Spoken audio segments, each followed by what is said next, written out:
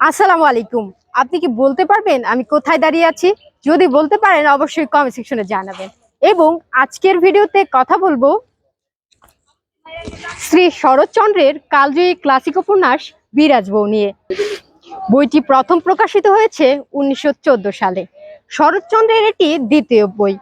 গল্পটি প্রথমে গল্প আকারে প্রকাশিত হলেও পরবর্তীতে উপন্যাসে রূপান্তরিত হয়। বইটি মূলত একটি সামাজিক উপন্যাস। মূল চরিত্রে রয়েছে বিরাজ নামে এক বালিকা এবং আরও রয়েছে নীলাম্বর পীতাম্বর, দুই ভাই। 9 বছর বয়সী বিরাজ নীলাম্বরের বধূ হয়ে গেছে বিরাজ বউ। শাশুড়ির মৃত্যুর পর তার কাঁধে বিশাল দায়িত্ব।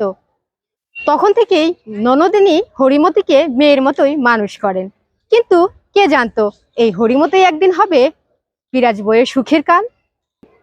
বইটিতে একটি যৌথ পরিবার, দুই ভাই ও তাদের স্ত্রীদের জীবন সম্পর্কে দেখানো হয়েছে এবং যেখানে বিরাজ বউ তার স্বামীর প্রতি অগাধ ভালোবাসা এবং শ্রদ্ধা ভক্তি, কিন্তু একই সাথে দেখানো হয়েছে বিরাজ বউয়ের সামাজিক বাস্তবতার বিরুদ্ধে গিয়ে নিজের আদর্শ টিকিয়ে রাখার লড়াই।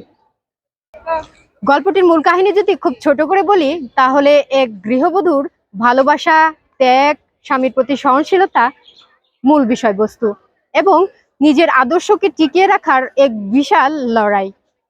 ভিডিওটি যদি ভালো লেগে থাকে অবশ্যই লাইক, কমেন্ট, শেয়ার করতে ভুলবেন না। দেখা হবে পরবর্তী কোনো ভিডিওতে। টিল দেন টেক কেয়ার, আল্লাহ হাফেজ।